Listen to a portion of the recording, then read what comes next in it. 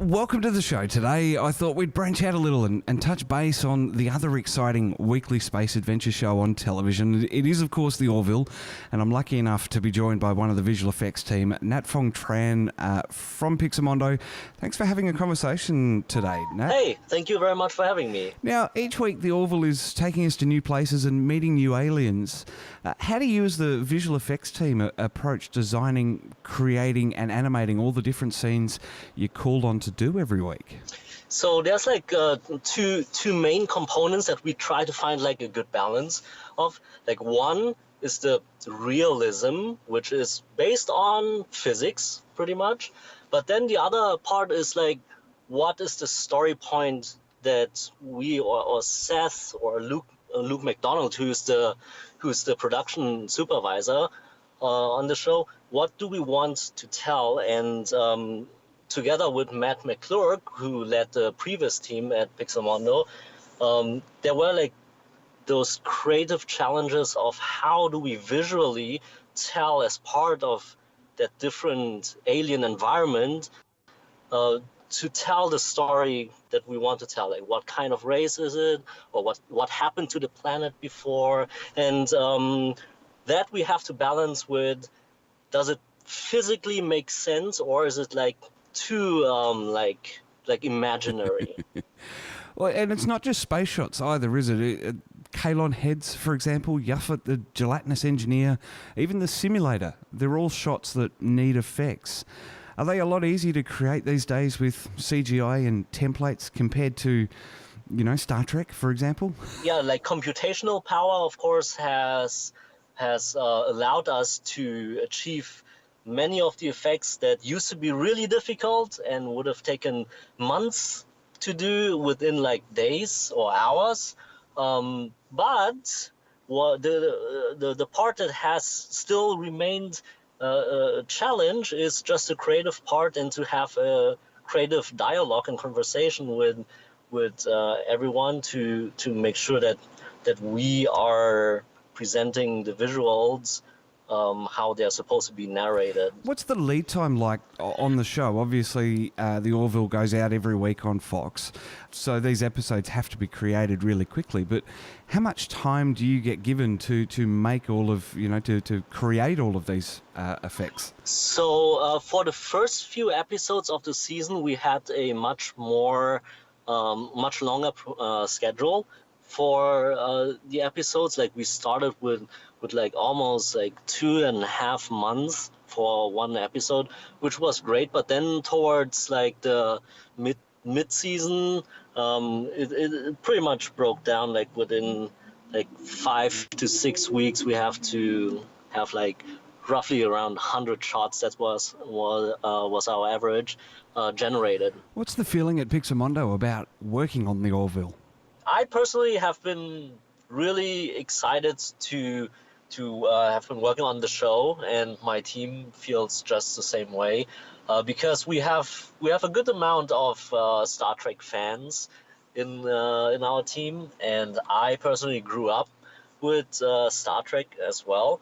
So Orville, of course, is not in the same universe, but in my opinion, it captures some of the like more important philosophical questions that Star Trek kind of like raised, and just like questions about like humanity and morale and so on, which I thought was really nice. So like working on the show as visual effects artists and developers, it was very refreshing to see that the Orville was not aimed to be like that gigantic like Hollywood blockbuster action production, but that it more captures the look and the feel of some of the original Star Trek series, and I think it was just a very honest way to have a show designed. Yeah, and as part of the whole show, like we went on adventures to explore different alien worlds, different alien races, and different just battles and challenges. So yeah, no, it was very cool. Well, lots of reviews online compare the show to Star Trek, and certainly a lot of the production staff are Trek alumni. Does that inspire the work that you do, and you personally? Totally. Yeah, like Star Trek just set like personally for me, for science fiction and space science fiction, set like a milestone, which I like to inspire myself from, and I think a lot of people that I work with feel the same way. The nice thing though is that we grew up with it, and we all internally like kind of think of what could have been advanced if technology would have allowed for it. So we kind of explored possibilities, like building something that has like the same style and the same look, but like a little bit more like refined. That's one thing that when I watch the show, it's very refreshing. The flybys of our hero ship, the Orville, it's not the one shot repeated every episode. Yeah, yeah, it's quite interestingly. So the flyby shots of the ships. So you might have noticed that the lighting style of the shots are not like super hyper realistic lighting. So you don't have those very high contrast shots where everything that is lit by the sun is like super bright and everything that is on the shadow side is like black. But quite differently, like the production was more inspired by miniature shoots. And on season 1, they actually did like a couple of miniature shoots of the Orville, but on season 2 we didn't do that, but it was still like a good stylistic reference. And if you look at the lighting, the way how we lit the shots of the ships is instead of regular like physical lights like the sunlight, we instead used HDR textures taken by Brandon Fayette, who's the CG supervisor on the production side, taken by him as HDR textures to illuminate our scenes from the miniature shoot. So all the lights that we use are technically lights that were used for the miniature shoot. Oh, wow. Yeah.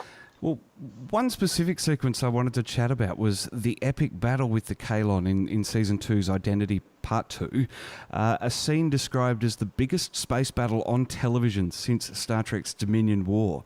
How do you approach something so large? Yeah, that is a good question. So I think a good amount of work was done by our previous team in collaboration with Luke McDonald and Brandon Fayette. And the previous team with Matt McClurg, they are really good at rapidly generating tons of iterations, like different possibilities, different angles of the same action. How do we make it more dynamic looking?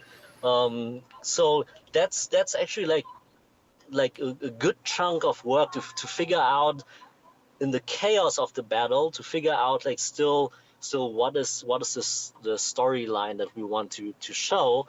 So we had really good previs that laid out the main elements of that big battle, and in our final visual effects production, it was more to choreograph what we are going to add to enhance to the action without distracting too much from it, but also without making it look like there's not enough battle going on.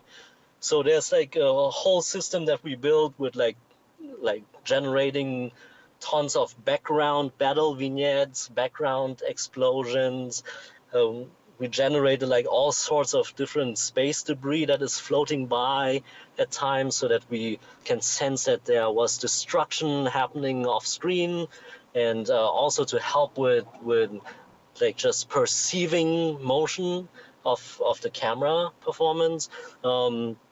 So yeah, like how we approach it was basically like a refined version of a divide and conquer. Like that's the battle, and then Previous divided it, laid it all out, and then we further divided it into like, okay, what else do we need to add to it? And then we just work through it. So it very much is, it's almost like a dance, isn't it? To put all this together and make it make sense. As you say, you're choreographing this all together and hoping that it all works out. Yeah, no, that actually really makes sense. It's more like a waltz. It's like a three-quarter rhythm. Fantastic. Well, you've wrapped production on season 2 now. Can you tell us what's coming up? No, I can't. But there's definitely interesting things in the making from what I heard. But yeah. Well, that's always the answer to that question. But as a diligent interviewer, I have to ask. But it does sound very exciting what is to come, and obviously this week as well with the alternate timeline there, and the Kalon have taken over the galaxy. So we're just going to have to watch this space and keep watching the show and keep watching your awesome work, Nhat. Well, so yeah, thank you very much. It's a fun show to watch. Fantastic, Nhat. Well, thanks for having a Trekzone conversation today. All right, thank you for having me.